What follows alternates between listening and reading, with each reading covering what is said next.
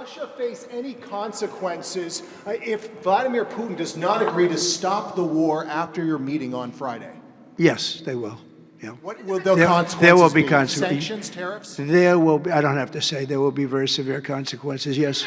That will go rapidly, relatively inexpensively, and...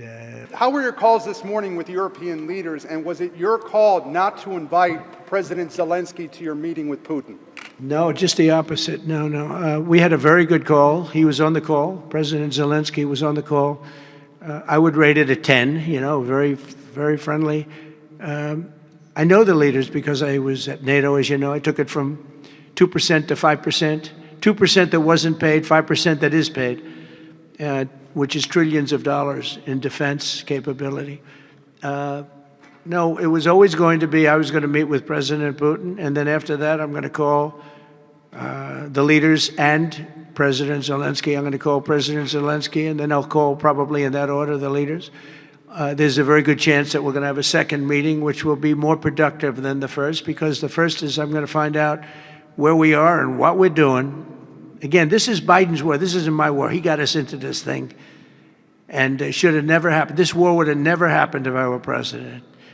But it is what it is, and I'm here to fix it, and I'm here to stop 6,000, 7,000 people last week. 7,213 people last week were killed, mostly soldiers.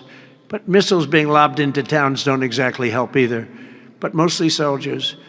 And Ukrainian and Russian, they're not American soldiers, but if we can save a lot of lives, it would be a great thing. I've stopped 5 wars in the last 6 months. And on top of that, we wiped out the nuclear capability of Iran, obliterated it. It's turned out to be a correct word, by the way, because some of the press said, well, maybe it wasn't obliteration. It was obliteration. And we're going to meet with, I would say, the second meeting. If the first one goes okay, we'll have a quick second one. I would like to do it almost immediately. And we'll have a quick second meeting between President Putin and President Zelensky and myself, if they'd like to have me there. And that would be a meeting where maybe it could be absolutely work. But the first meeting will not work that out. Certain great things can be gained in the first. It's going to be a very important meeting.